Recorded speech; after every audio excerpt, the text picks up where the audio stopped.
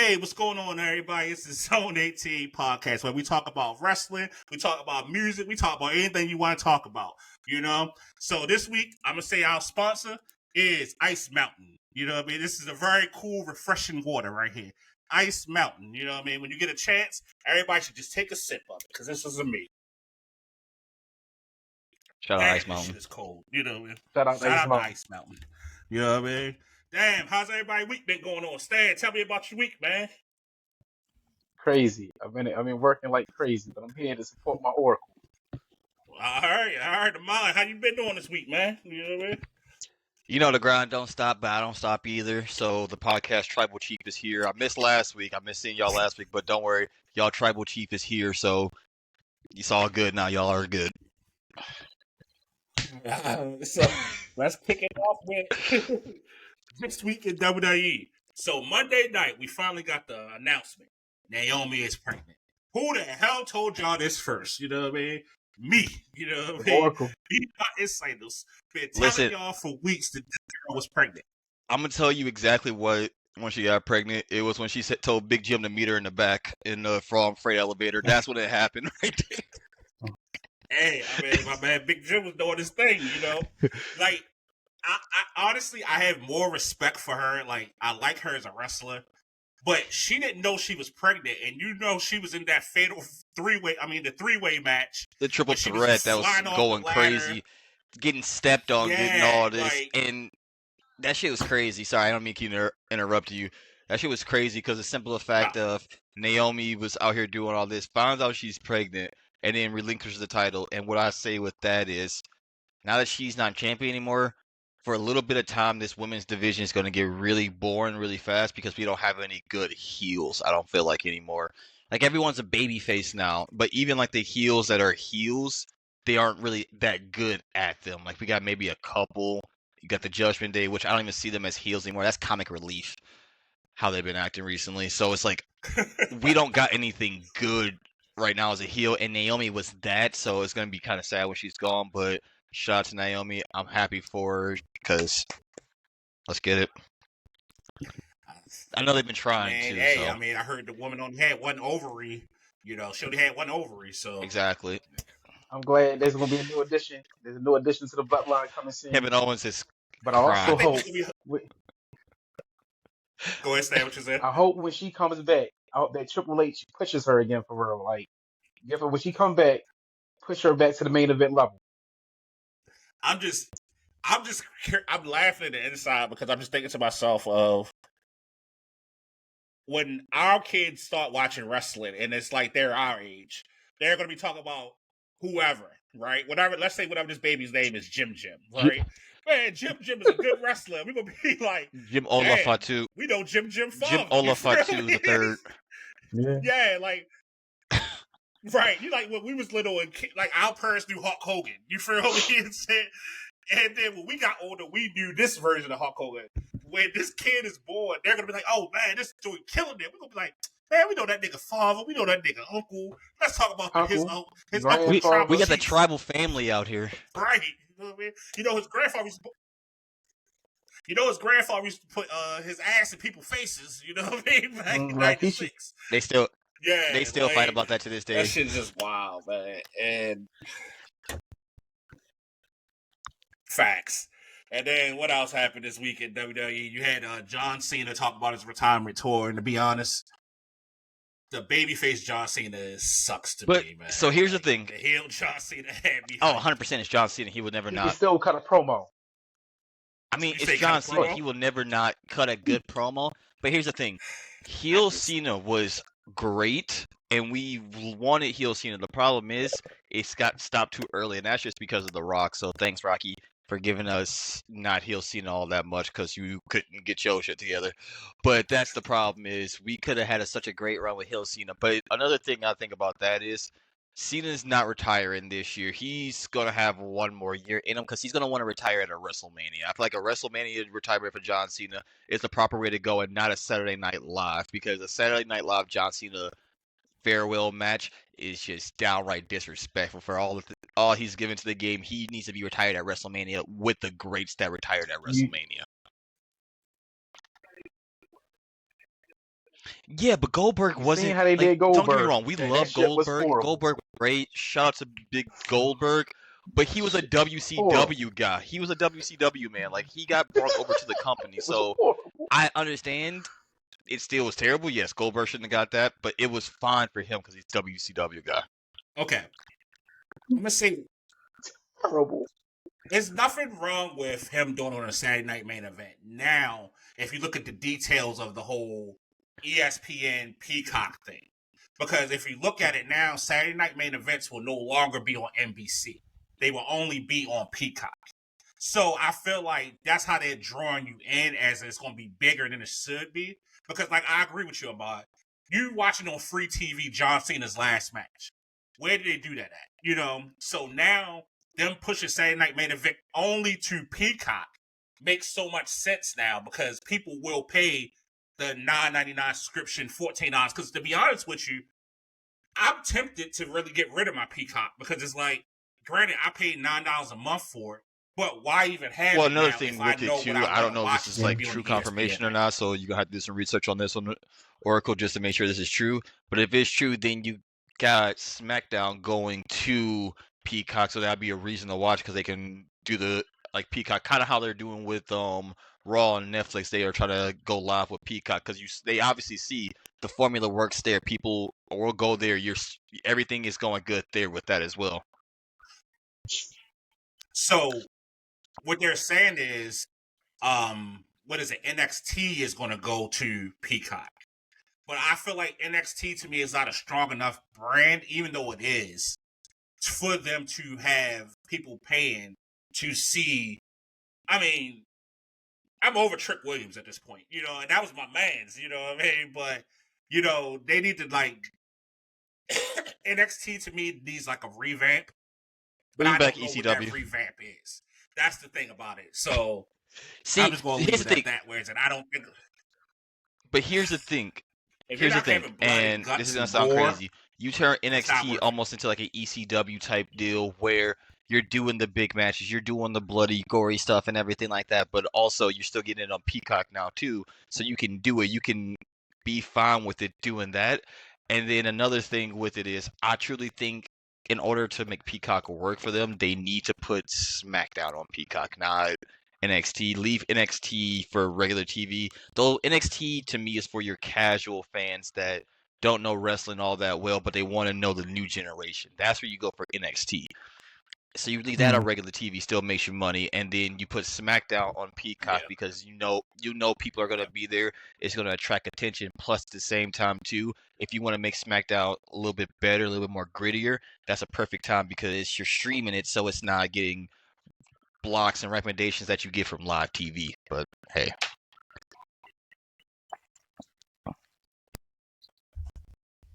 Right. Yeah, it's just that whole ESPN Peacock thing is still kind of wrapping around my head with that one. But where's the I library? think that's why they want to keep They haven't talked about that yet. Like all the, like the old stuff. Where's that really? going?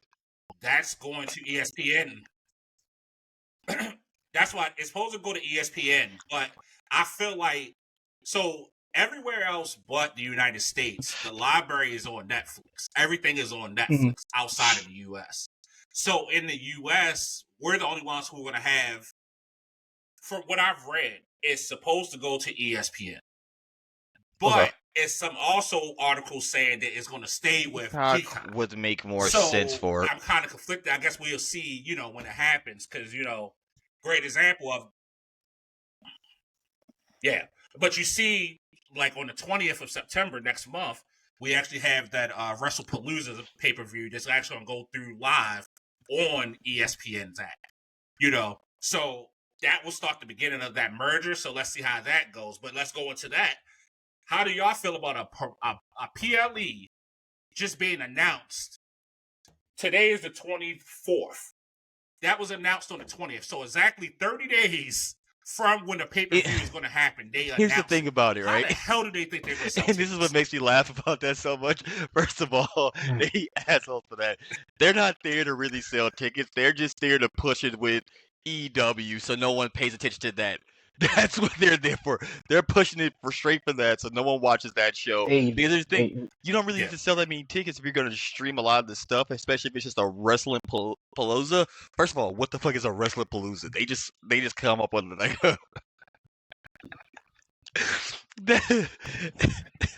Who came up with that dumbass? That's a dumbass name. Okay, so if you do your research, here I go with the research today. So WrestlePalooza was an ECW pay-per-view that was going on from 95 to about 99. It happened a couple times. So that's where they got it actually from. It was an ECW pay-per-view. But I just feel like, yes, they're not your rival. They're your rival. For sure. Because if my memory serves correctly, there is also that same day a AEW PLE that's going to be happening that same day too. All in. It is. Correct me if I'm wrong, but that's their biggest pay-per-view as well too. One of their biggest pay-per-views. Correct. So. Correct. That's their version of it's like a version of their SummerSlam, and it's like you're trying to counter program them, right? And it's hilarious to me. And the sad part about it is people are going to buy it. Like that people are going to spend the money on the tickets.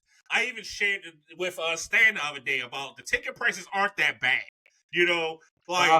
Because here's the thing, like I said, they don't care about the tickets. They just care about outshining AEW. Right. So me personally, because here's the thing, they're gonna come in the middle of the night, middle of the match, and we sold 2,587. It's gonna be 3 numbers above AEW's just to piss them off. And I think it's great. And it's honestly, it makes me want to take the 2. It made me want to take the 2-hour ride to Indiana just for no reason. Like, just, hey, I mean, $500, I can sit on the floor, you know what I mean? And then you get to see John Cena versus this mystery person who we know for a fact is going to be Brock Lesnar. But, flip side of this, and I'm going to put this out there. What if it is Chris Jericho? Now, granted, his contract is up the end of the year. But he hasn't been on AEW TV for the last 4 to 5 months. So normally when a person's not on TV for that period of time, either they still there or they're gone. And if you check his social medias lately, he's been posting a lot of videos of him in WWE and when he was at WCW. No AEW content. So Stan, how would you feel if it was Chris Jericho versus John Cena instead of Brock Lesnar versus John Cena? I think they should hold off on Brock Lesnar versus Cena. Don't do that shit in no WrestlePalooza. All right, I'm will. If Jericho want to come to WrestlePalooza, fine by me. Is these niggas serious? Like, okay about it. Let's be honest here. First of all, if you put Chris Jericho or Brock Lesnar against John Cena at a WrestlePalooza, turn his TV off. Just give me the Roman Reigns meme with him just turning the TV off. That's what I want to see right there. Because it should be neither one of those. Because those legacies are too good to be at a wrestling palooza. Give it to someone like, I don't know, an up and comer fighting Cena so they can show off their skills there.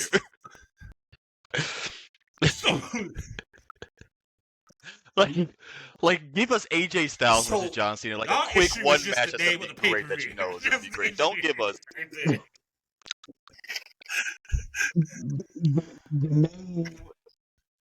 They just rush because shit for real. And it's not even just a name. Anybody, but it's like not Brock. Don't do Brock Lesnar. Don't do him like that. I mean, it's still. I mean, it's saying it's WrestlePalooza, like it's an actual. Let him fight Tozawa if you want to do it. Let him get Tozawa. Let's just like go off the deep end. First of all, we don't care about WrestlePalooza. We do not care because we know it's just some BS. I'd rather take Chris Jericho at a Saturday Night Live with John Cena, and then I will take Chris Jericho at a WrestlePalooza. And before you keep getting here and say, but it's a PLE, it's a PLE, it's a PLE. It's a 30-day PLE that got started. Come on now. They aren't serious about it. Man. Triple H and Nick Carter, they were sitting in the room. They were sitting in the room in a meeting. and they said, you know what, AEW about to have this. This Let's is just a do Meet the Graham WrestlePalooza. Paul situation Heyman type probably of said it. wrestling thing WrestlePalooza. going on. They're just being assholes at this point to be Okay. assholes. Because here's the thing: if I'm seeing Chris Jericho or Brock Lesnar, I want them at bigger pay-per-views, not something you do together in 30 days and say, "Hey, Wrestling Palooza, guys," because we want more of your money, so we're gonna get it. No, retire. Well, I got a question for y'all. Do y'all want to see Jericho come back? No. Okay, I'm gonna say this. When I'm gonna say yes, right? But I need Y2J. I don't need Chris Jericho, the Learning Tree. I don't need Chris Jericho with the Judas music, even though Judas is a good song. I need the countdown when he comes out. We're getting the list, to Jericho. Me, I think he'd be a big You're on the list. That's the Jericho we're getting. Yeah. But to me, he'd be a better impact at the Royal Rumble versus WrestlePalooza. Well, you're gonna get that, Jericho. He's correct. He's out of shape. You know, let's be real with it. Jericho. Let's be what it is. I don't want the out of shape Jericho that I've seen on AEW. Actually, I'm gonna let Stan go first on that before I give my 2 cents on it, because I feel like if I give my 2 cents, it's gonna be crazy. I'm just saying, man. Judas is my blood. Like, I agree with you. He's out of shape. He done reinvented himself about 20 different times in AEW and whatnot. Like, just go home and retire. And just yes, he won't eat his way out of wrestling anyway for real. 100%. You want to put him in a Hall of Fame, yes. But the Jericho we're going to see, and I'm sorry, but at this point, Chris Jericho, as of right now, is the Aaron Rodgers of the wrestling community. He's almost older than CM Punk, which is crazy. I think he is older than CM Punk, actually. So he's going to be coming back, be the oldest guy there, the most out of shape guy there. He looks like he drank 46 packs before coming onto the wrestling ring and going, "Hey, this is great. We do not need it anymore. Go sit down. Go play in your band. Go do something. You're done. Your career in the wrestling ring is done." I've seen his AEW matches. Horrible.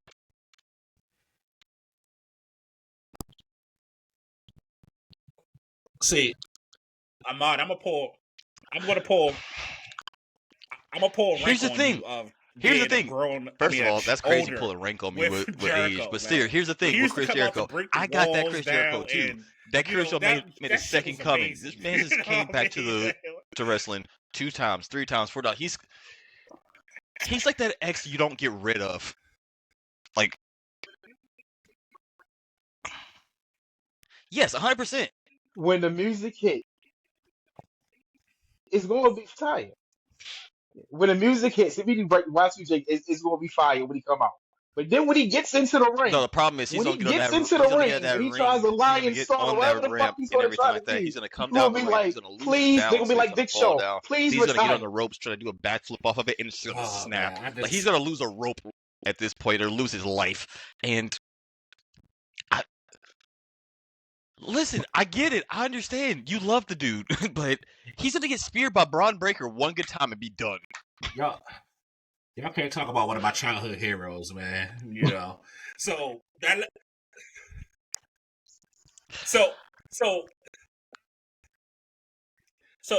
brings me to another topic I've been thinking about. If you had to think about your top 5 wrestlers of all time. So are we talking about because of their accomplishments, or are we just talking about like our own personal opinion? Top 5. Jericho would be in my top 5. He would be number 5. You know, number 1. Our own personal opinion. Okay. So, in my personal opinion, Seth Rollins. Give me your number 5. What's your number 5? Who's your number 1? 5. So Rollins is my number 1. Seth Rollins crazy. Number 1. You know what I mean? Okay. My number 1. Right, that's his one. Who's your one? Because the Undertaker's definitely. No, just go 1. You go like 1, 2. Who's your one? Like, there's no way you do not have Undertaker as number 1. Man did everything perfectly to the core. He stayed in kayfabe longer than anyone else stays in kayfabe. I think at some points he still is in kayfabe. He doesn't realize he's in kayfabe. But he did it. He had his legacy, and he went out the right way. He went out knowing like, hey, I'm stepping out myself versus being at this point, like Jericho being told, "Hey, we're gonna let you get one more match in there, buddy, one more, and then you're out of here." Like Seth Rollins is number one is crazy. Go ahead, Stan.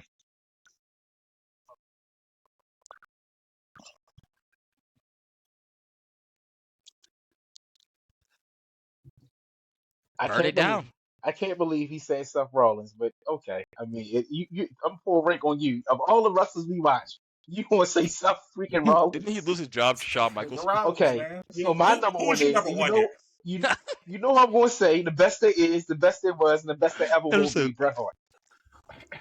All right, so I'm gonna debate you on that, right? Now, so that was Vince McMahon fucked him over. As of late, I've really been really watching a lot of different things and realized Bret wasn't really that good when I think about it now, man. Bret was not, and I was with Stan on that. Bret was the best there was, the best there is, the best there will be. But now when I look at it in 2025, he was the modern day version of K-Quick. That's what I'm gonna call him. You know what I mean? He was K-Quick. He was Road Dogg. He was them type of dudes, man. In the ring, Bret Hart is the best technical wrestler. So here's the crazy part about this whole thing, because now I'm lost for words right now. Ever in history, Kurt Angle. Call it Bret Hart average, because that is crazy. Bret Hart is not average. He still was a great wrestler. Don't get me wrong. He might. This nigga's off the deep end. This nigga's lost it.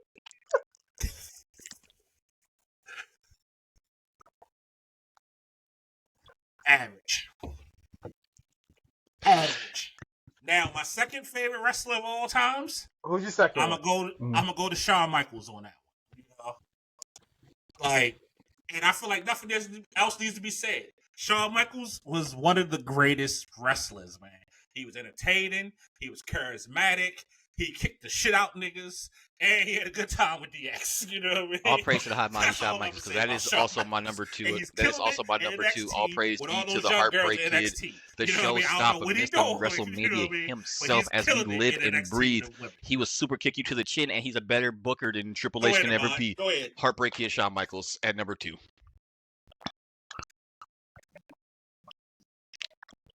The trio.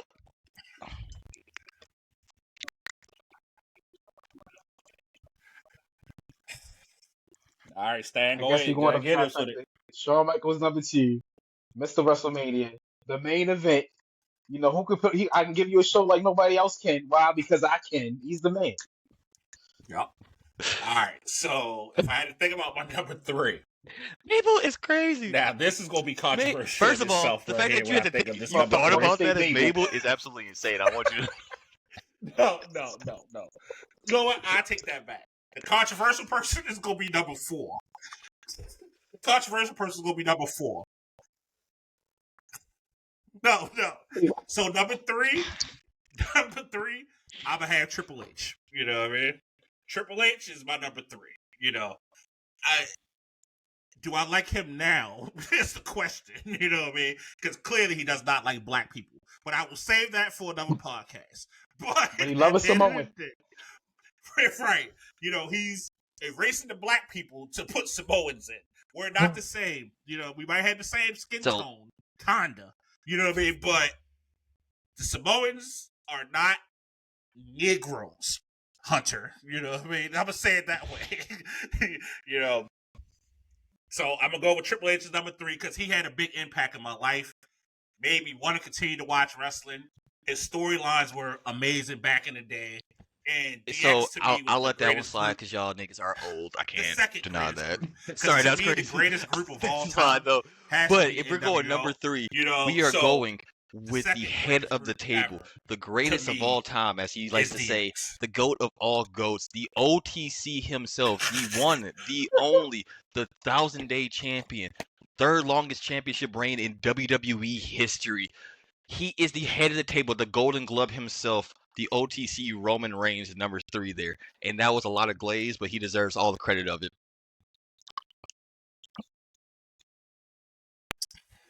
Because you smoking crack. Anyways. This is the same man. You know. Okay. This is the same man that just said honestly, Bret Hart was average. Not even in my top 5. He's in my top 5. He's not number 3, Listen, but this he's is the in my top storyline 5. because he's about to smash him anyways. Like we about to see the Got his old shoes Roman Reigns taken. come out, the Gold Glove, the one that was playing mind 2 games with him. times He's got about his to shoes taken. drop that little cuz because Bret he Hart hasn't done was, anything He was else fine. besides take his shoes twice, and that's the first time because Braun Breaker speared him through a barricade, so then he just came up and snatched him off. The second time he did a tsunami and took him. Yeah, okay, you did something the second time, but how I see this 1-2, and he just lost that SummerSlam to him. So the OTC is always going to prevail. He's the greatest of all time. You can hate all you want to.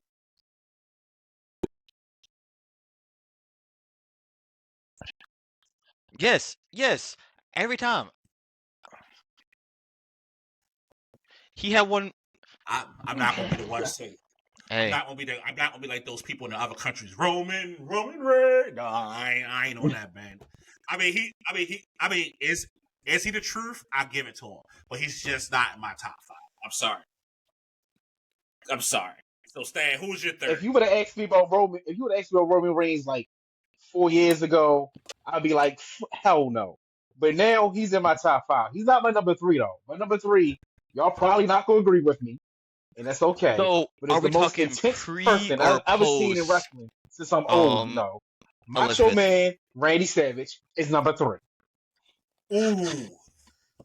Ooh. You know, He's so. Forgot about Macho Man.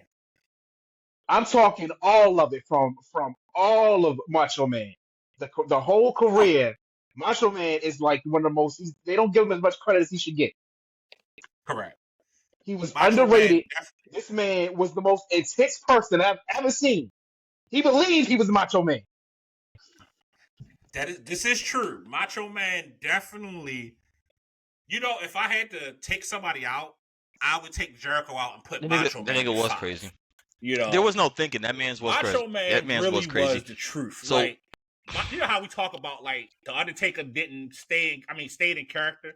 Macho Man really had you thinking that he was crazy when you think about it. Yes, the madness, the king of the madness.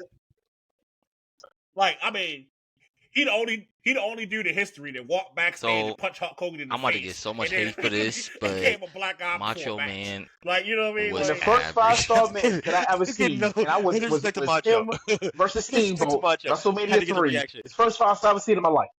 So here's the problem for me with Macho Man, though. No, 100%. Macho Man's a great wrestler. He truly was. Say it. It was, to me, before he started dating Elizabeth and everything like that. That's when he was at his best. As prom. You know what? Let me Coke Macho Man was absolutely crazy. When he stopped doing the coke, though, bro, that's when I was like, okay, he's average. With him and Ultimate Warrior stopped snorting the lines before the matches to go out and have that edge and all that sweating. They just kind of start falling down. But that's also them getting towards the end of their careers, too. So big shout out to them. I got no bad to say about Macho, because if it wasn't for Macho Man, we wouldn't have even more wrestlers that go off the top rope as we do today. So shout out to Randy Macho Man Savage.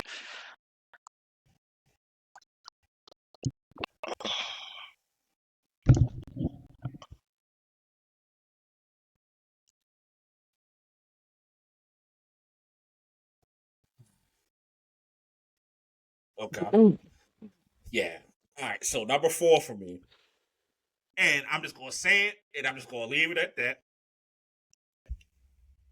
The immortal Hulk Hogan. That's all I'm gonna say. You know what I mean?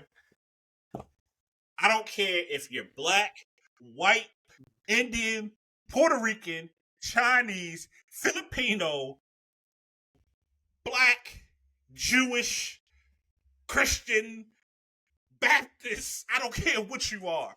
Hulk Hogan is in everybody's top 5. That man legitified wrestling. He brought it to the forefront. He made all of us take our vitamins and say our prayers at night. You know what I mean? Hulk Hogan is definitely Hulk Hogan's a character. Shout out to him. The man behind Hulk Hogan, though, eat a dick. Fuck Terry. All right, that's fine. I'll give Hulk his respect, because wrestler Hulk Hogan was great, even though he couldn't take a bump to save his life. It's fine. But if I'm going my number 4, and this is a hard one for me because there could be so many people, but I have to go the high flyer. This nigga can't be serious.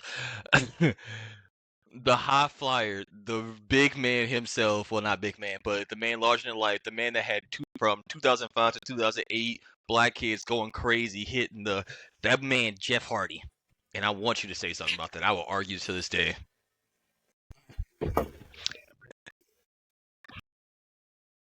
How many niggas you know climbing a 30-foot ladder, jumping off, doing a swanton to give their body up for the love of the game? Nobody like Jeff Hardy. If it wasn't for the drugs, man would have been one of the greatest of all time, and I put my stamp on that. Average. Jeff?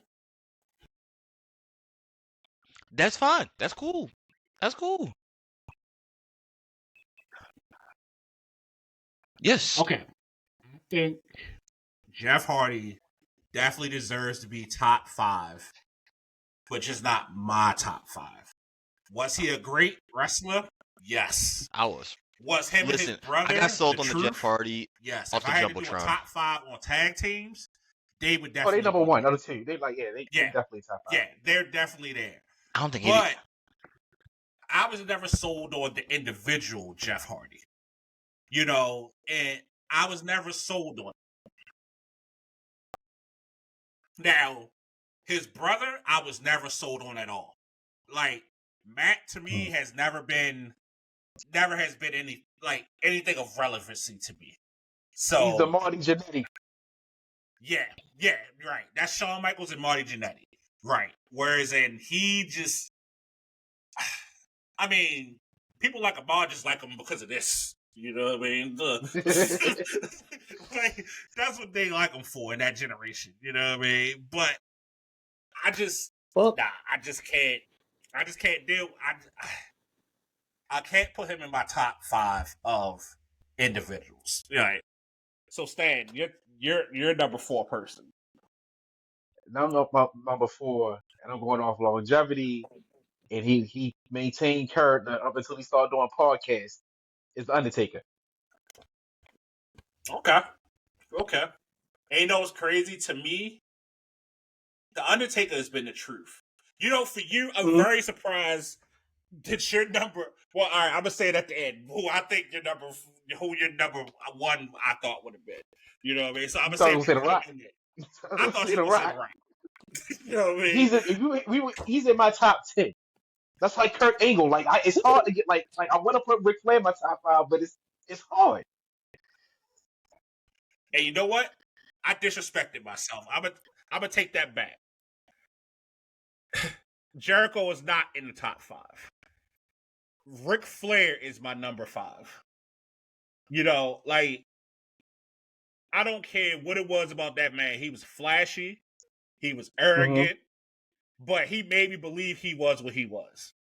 He made me want to go get a Rolex watch. You know what I mean? He made me want to jet set. You know what I mean? Wheeling and dealing. And he loved Baltimore. Exactly. So Flair is definitely my top 5, man. Flair is my number 5, man. Like, shout out to the Nature Boy. I'm going to be the first to say it on the podcast. I don't think Rick got no much longer going. So I'm just going to be on record saying that I appreciate Rick. You know what I mean? Rick, you are the man. You know what I mean? But I don't think 2026 is going to see you. Like, that's just my ultimate pick. Because we thought Hogan was immortal. You know what I mean? So all I'm going to say is shout out to Ric Flair. This man survived a plane crash. Correct. You know what I mean? And he was taking hold to Space Mountain. You feel me? No, I know the story. I know the story. He was a dude in the bar. He was the first dude in the bar with his dick out. You know what I mean? 100%. No, I know the story of Ric Flair in the bar. We don't talk about that. About look up the stories. You know he didn't get that one sexual harassment complaint. Right. Ric Flair would have been canceled in 2025. Like, my man was on a plane, you feel me, with all the wrestlers walking around with a robe on, just swinging, you feel me, and telling the flight attendant to touch him, you feel me?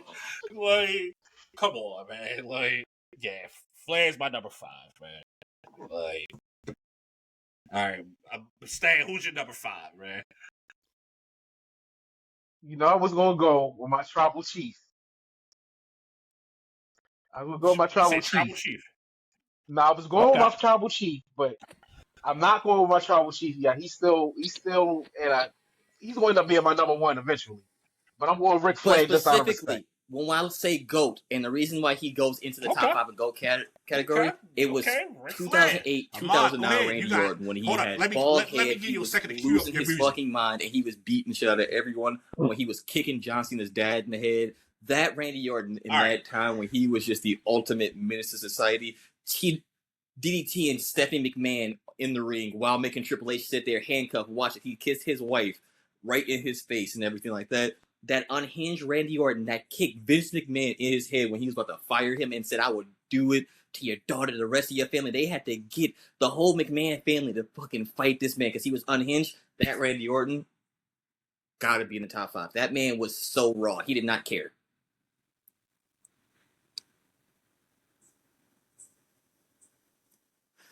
But the hard part is for John Cena, he's on like his own different realm at this point because everyone already has John Cena in their top 5 and their top 10s, their top 3s, and everything like that. For me, John falls into like my 6th, 7th range because yes, John is great, but at the same time, to me, there was always wrestlers better than John Cena. He was just a great face for a company that he could sell stuff for years on years on years. Like he made the spinning championship belt something that kids wanted to buy, but that's because he was great for selling great for that. Other than that, when it comes to actual in-ring, there are people way better than John Cena in the wrestling ring, and I just can't put him in the top 5.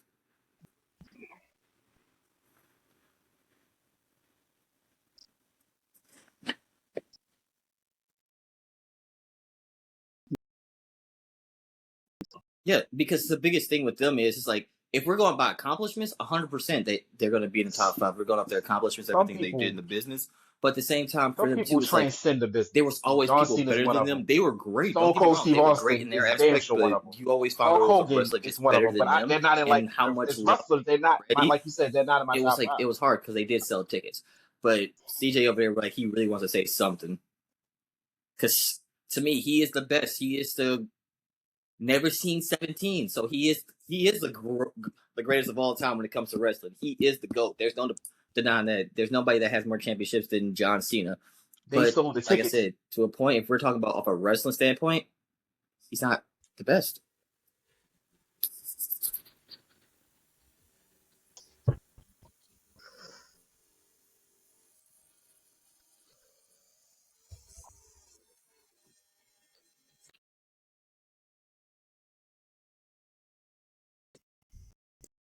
Okay, all right. So, hold up.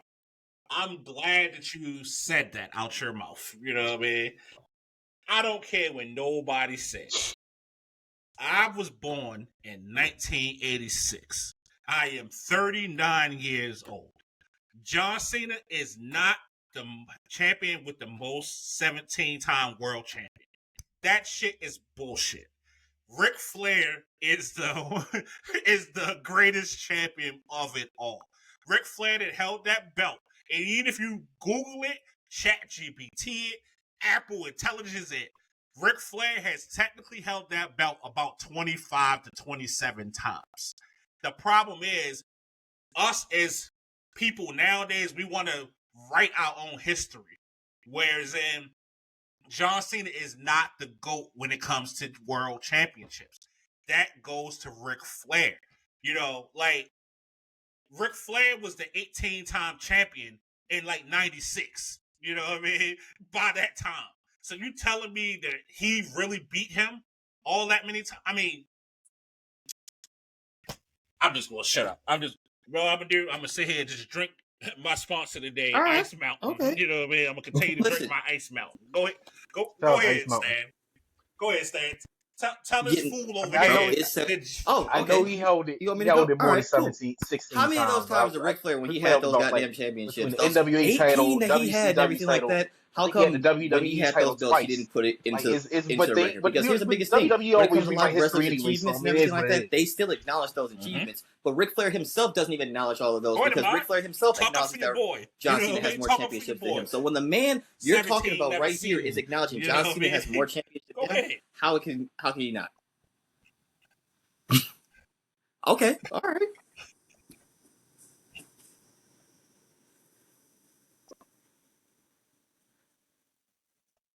Make a cat button. All right, make a cat button. All I gotta say is John Cena is still better than Ric Flair. We had to get Ric Flair out the ring and scrape him up because bro didn't want to retire. Bro needed those paychecks. Cap. Ric Flair has even said himself that he has more. You know what I mean? So Ahmad, okay. I wish I had a cat, but you know what? Next week I'm gonna get a button that's just gonna yell cap. You know what I mean? Because what you just said right now is cap. You know what I mean? Like, woo.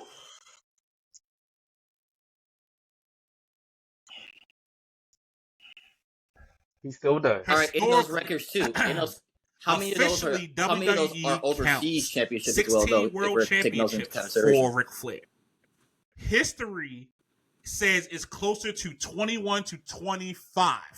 You know what I mean? So even when I type that in, it says officially WWE counts. So that shows right there that the numbers are skewed.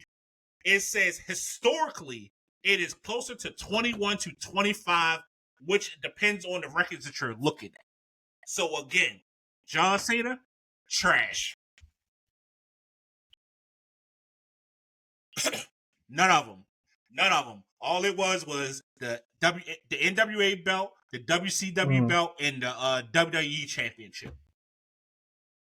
None of them was no New Japan and all that other crazy. He ain't Sasha Banks. I'm sorry, Mercedes Moné. He ain't walk around with 9 different belts. You know me at that point. Like, no. Oh yeah, no. I'm checking all the Ric Flair stuff and everything like that. For my sponsor. I'm checking them. Ice Mountain. I just gotta get a number. Like, go ahead, Stan. What you gotta say? Go ahead. I mean, like I said, they rewrite history. But then I remember back in WCW, I'm talking about like in early 90s. Remember they had 2 world champions. They had the WCW Championship, then they had the World Heavyweight Championship. And he held both of them like back and forth or whatnot. So I think that added on to his number as well. List titles. That's all I'm saying. Look, I hope Ahmad's over there doing his research at this moment. You know what I mean? And where's that NWA? We don't know. Yes. So hold up. NWA champion, he was 8 times that. WCW champion, 6 times. WWE champion, 2 times. Twice. That's because y'all let Eric Bischoff. And this is the official record from WWE.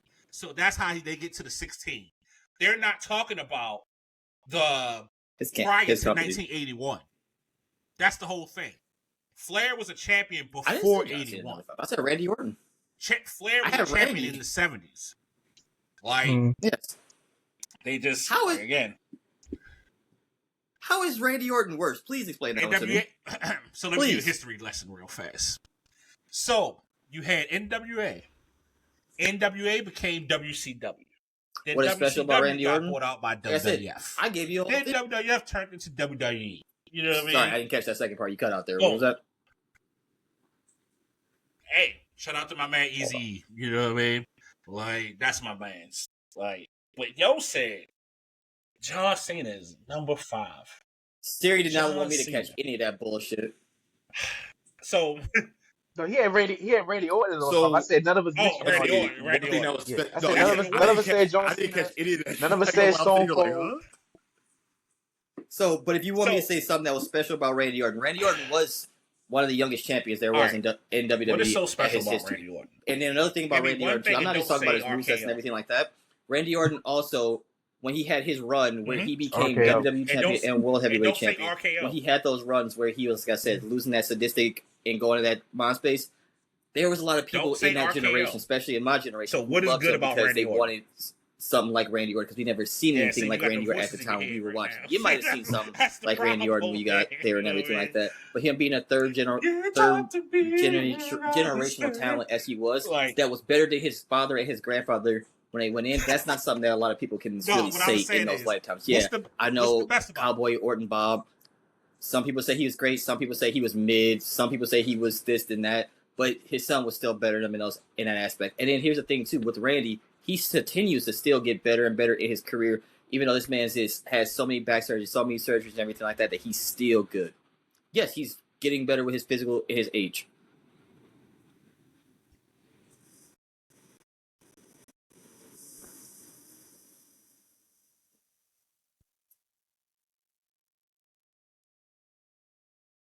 Mm-hmm.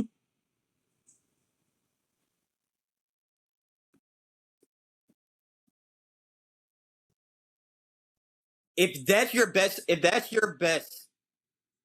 is your best third generation superstar, the man that has his inspiration is Randy Orton, there's a lot of fucking problems. You goddamn Cody crybaby. But anyways.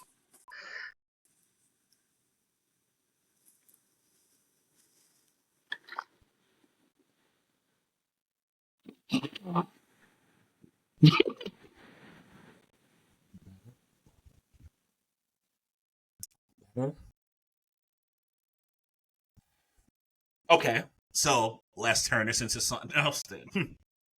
Mm-hmm. The best third generation superstar then. To me, Cody Rhodes. That's to me Samoans though. That's Cody a lot of Samoans in that. You know how I'm going to say. When you talk about Randy Orton, with the Samoans, it's not really fair. Being a third generation. Like, let's be completely honest with that. Some of those like 6 or 7 generations right there already. Like, come on, no. There's a lot of them niggas.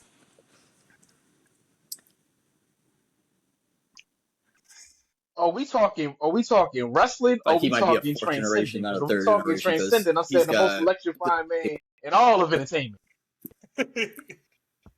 I forgot The Rock is a third generation star. Okay.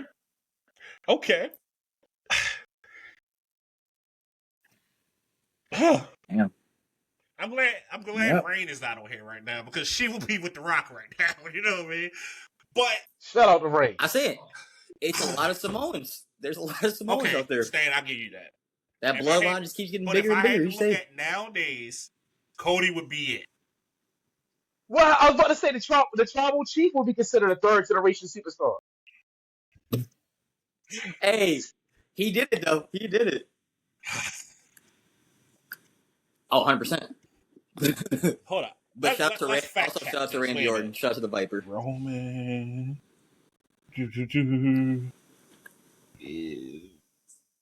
Oh, 100%. And no, I think he's a second. That's what I'm thinking. He's a second. I think it's harder to do. No, he's a third generation. I think it's harder to do a top 5 list because you have so many great talents in there that it's hard to just narrow down to 5 like superstars. Yeah, you have your opinion ones, but if you're like really going to like a great top card because you have so many good mentions, like you said, the Stone Colds, the Hulk Hogan's, the Rocks, the Romans. Like you got a bunch of people that you can name off to a point where it's like. Mm-hmm.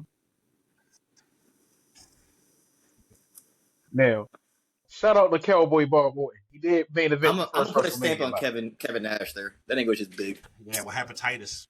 That's a whole other story. That was later. That's a whole other story. Undertaker got his ass fired behind that shit. Right. Golly. But big show. Now, like what Stan said though, it's a lot of honorable mentions though when you think about it. Like you gotta think of Stone Cold. You have to think of Kurt Angle. Yeah. Ooh. You had to think of Chris. Like, are we talking about for actually wrestle? Are we talking about for actually wrestling, or just for being a baddie? Because we talk about for being a baddie, there's a lot of those. But if we're talking about for straight wrestling, that's even tougher.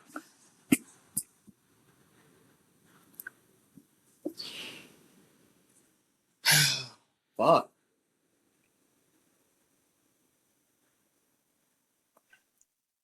Kevin Nash, Razor Ramon. Him and Scott Hall.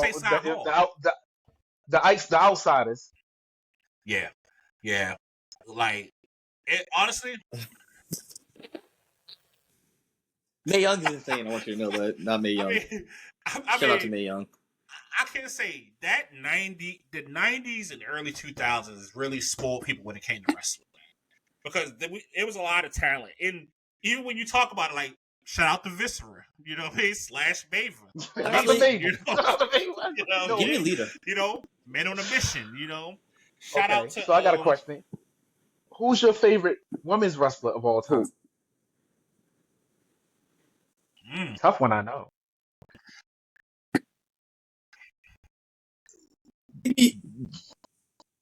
Give me Lita, and the reason I say give me Lita because Lita was a great wrestler at her time. Like her neck was starting to get messed up, so she couldn't do all that much and anything like that. But I say if she had like a strong neck, I shouldn't be drinking my sponsor ice water today. If she had a stronger neck, as I said this, I'm trying to think of my number one right now. Strong neck. If she had a stronger neck, she would have been definitely one of the top women's wrestlers of all time. I definitely say Lita is up there though, because she is great. Mae Young. No.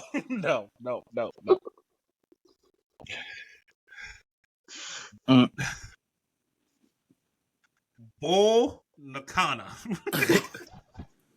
I ain't never heard. I remember Bull. I thought that old larger blade. I'm not gonna lie. I thought she died. But no, if I seriously had to go with, honestly, God truth, you know what? I'm gonna say this. You know who my favorite female wrestler of all times is when I think about it? Bianca Belair. And it's not. She's not. She's current. But to me, she's the one who got me interested into the women's wrestling. You know what I mean? And like, if I had to say that.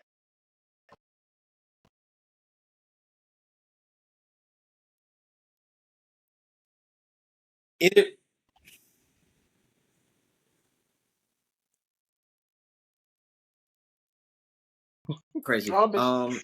If I had to get like a number 2, I would definitely say Rhea. And strong neck. It's a hard choice too because there's been, like I said, a lot of good female wrestlers and everything like that.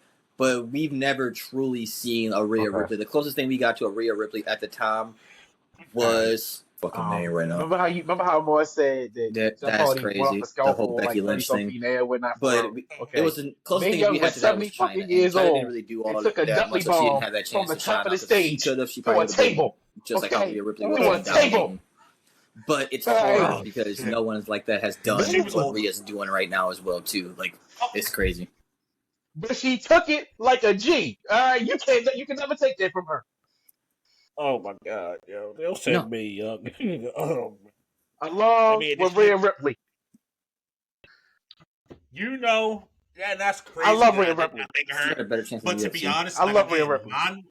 Mine together though would have to be Bianca Belair, and the other one, if I had to switch, if I had to China and Rhea Ripley, and it's working too. And that's the crazy part about it. Like, it works so well that it's also scary at the same time. Becky Lynch has done a lot for those females, and she's very entertaining also. And then she's with my top 5. You know what I mean? Anyway, so that's perfect right there. They're a power couple. Yes. No, but she is phenomenal. Like, it is because Carl loves her that she's black, but also Bianca Belair she's the EST. She's the fastest. We all know the whole thing. I'm not about to go through that whole spiel. Carl, if you want to do it, be my guest. But this is a cat and mouse game, ladies. You get me? But she is, and you can't take anything away from her. Like, all jokes and everything like that. Even though Jay's a strong bitch, you can't take anything away from Bianca. Ooh. Yes, we are. Fuck that. Strong bitch.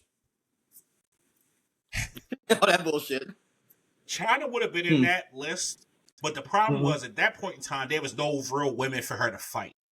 Like all her matches were like all her matches were squash matches if you look at it. Like when she fought women, it was just over. Like whereas in nowadays this would have been the better. Number 2 would be the better for a China type, which honestly, like you said, is Rhea Ripley.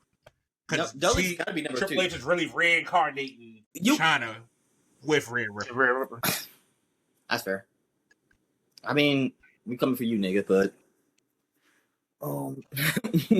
she eats, sleep, rain, but to me, the Dudleys are just gotta be up there because they have so many iconic matches with the Hardys, with Edge and Christian, with all of the pro-black. Oh, Bianca's phenomenal. Jesus. Like, that's iconic.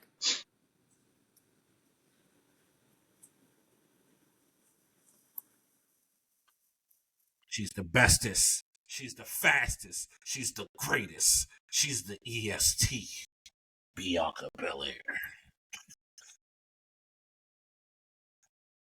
So 2.0. But the problem is they don't win that much. Jade can't wrestle, but I don't even talk about no Jade Cargill. Whatever. We're not talking about Jade Cargill this week. We're not going to do it. So now it made me think of, but it made me think about something else just real fast. If you had to do. Now when I think about this, it's crazy. This kind of turned into a top 5 situation. But the common denominator in that, if you say that, that is the simple fact of yes, the Street Profits were good. The Usos was good, but the Usos also made the New Day look good too. So it's really because of the common denominator there being the Usos. That they just made everything crazy, which would be my number 3 as well. I'm gonna let you get back to yours. I decided to throw that out there because you're going out of order. I would give them 5. Irritating. Usos definitely number 3. My number 2 would be Harlem Heat. Harlem Heat was the fucking truth. Yo say Harlem Heat. Harlem Heat was the truth. They would come out talking shit. Harlem Heat was the truth.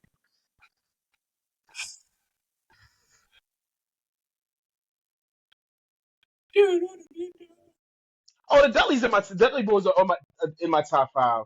Edge and Christian, like they changed the whole. Yeah. They changed to the tag team division forever.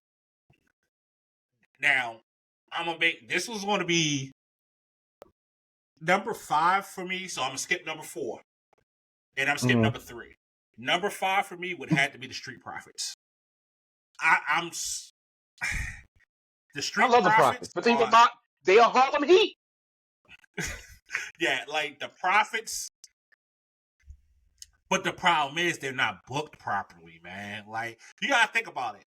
Back when them in my number 3, and I'm going to say my number 3 is the Usos. But just specific, Shawn Michaels and Triple H at the time as D-Generation X. That's what I'll put in my top 4. Those are some great matches. They were great. They were entertaining. They were fun. They like really good. Made everything funny. They made everything great. But when it came to actual wrestling, too, that chemistry from Shawn Michaels and Triple H was just, it was out of this world watching those two wrestle together at the same time as much as they were. Because, yes, they were still in their prime age, but they worked so well together as a tag team that you just kind of, there's nothing better you could do it now. For some people, they look at D-Generation as a faction. Yes, they had more members at the time, too.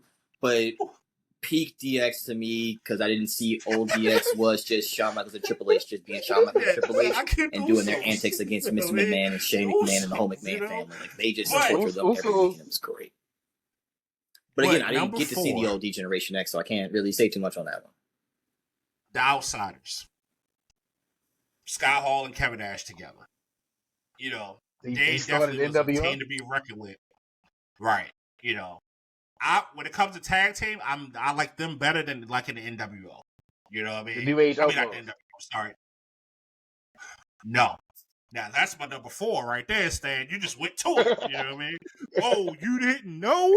No. Your ass call somebody. I mean, okay, all right. Number 4 was the New Age Outlaws. I don't care what nobody says, man. When they got on that mic, that shit was entertaining. You know what I mean? Road Dogg with his little juking and jiving. You're like, top 5, number 4. Yeah, like I said, I would feel bad. That was a great tag team. All right, if I'm gonna get my number 5 though, I'm gonna go. Street Profits are definitely number 5 is a tough one too, because like I said, there's been a lot of good tags. With Undertaker and Kane, only because I've never seen a force like that put together that worked so well together too. Like that was the Bros of Destruction were just absolutely disgusting together, because you don't think those two are worked that well. You think they're better as rivals, but with them as the tag team too, it was beautiful. It was money. And then my honorable mention would be Edge and Christian. They did change the world and change how the tag teams were, but those other ones just, they are tag teams to me, special, and it's just hard not to say that.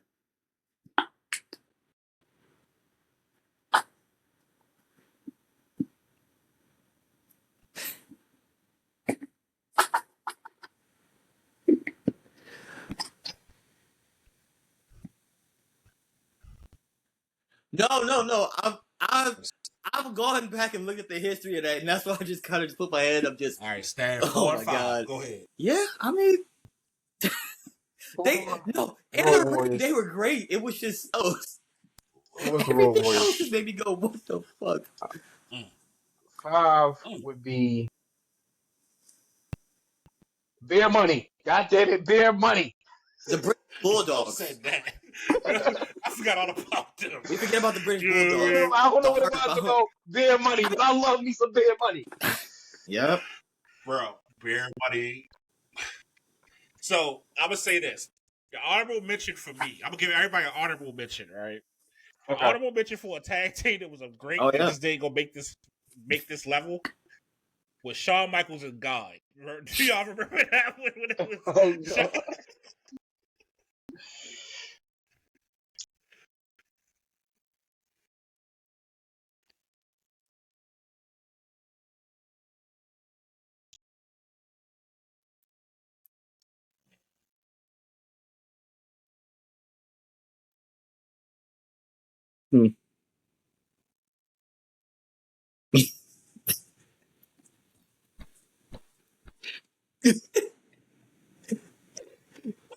What? Niggas actually did like Hulk Hogan in real life though, because now they're getting.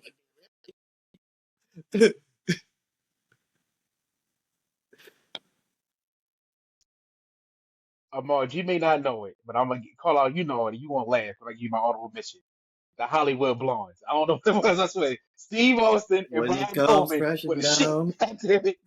Oh, you got me, brother. Well, we definitely gotta pull up a video for you to see. You watch the video, Marge.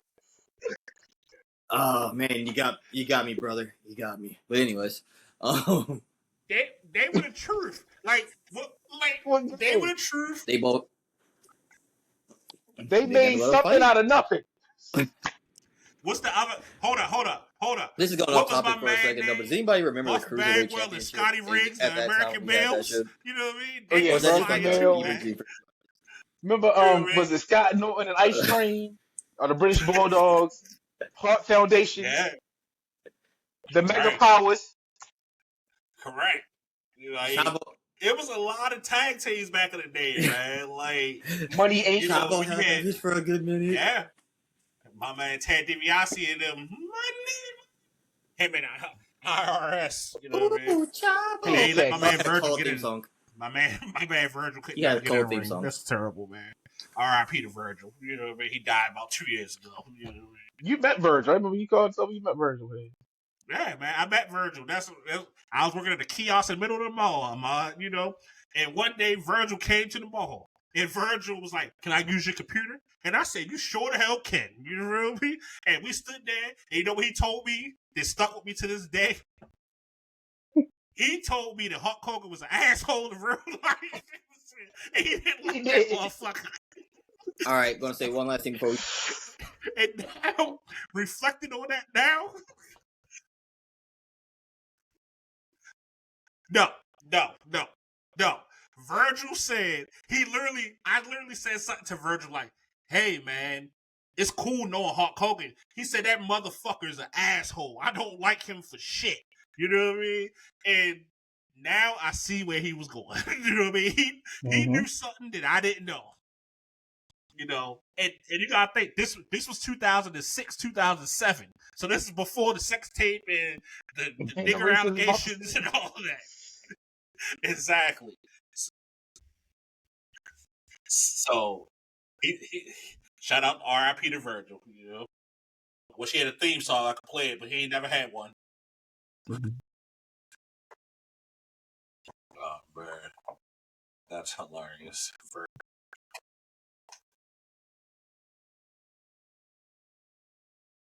Oh, Juventud. I remember Juventud had that shit for a little while. For Juve had it. I think Shane McMahon had it. No, he had the European title. Forgot about that damn though. Rey Mysterio had that bitch a couple years. Remember S.A. Rios? When Lita first came there, was her and S.A. Rios. Yep. Chavo had it, you know. Chavo is a waste. I ain't even gonna get into Chavo this week. You know what I mean? I'm gonna say, you know what? In the next discussion, I'm gonna talk about Chavo. Like we gotta do a discussion next week on like triple. We gotta add Triple Mania, and we didn't get to that today for real. But we are like nah. Yeah. Well, everybody, this is the Zone 18 podcast. Check us out every Wednesday, live on YouTube. Yeah, and if you got some topics or anything you want to have us talk about, email me, zone18podcast@gmail.com. Also, if you want to be a guest on the show, zone18podcast@gmail.com. All right, we're out of here. All right, y'all.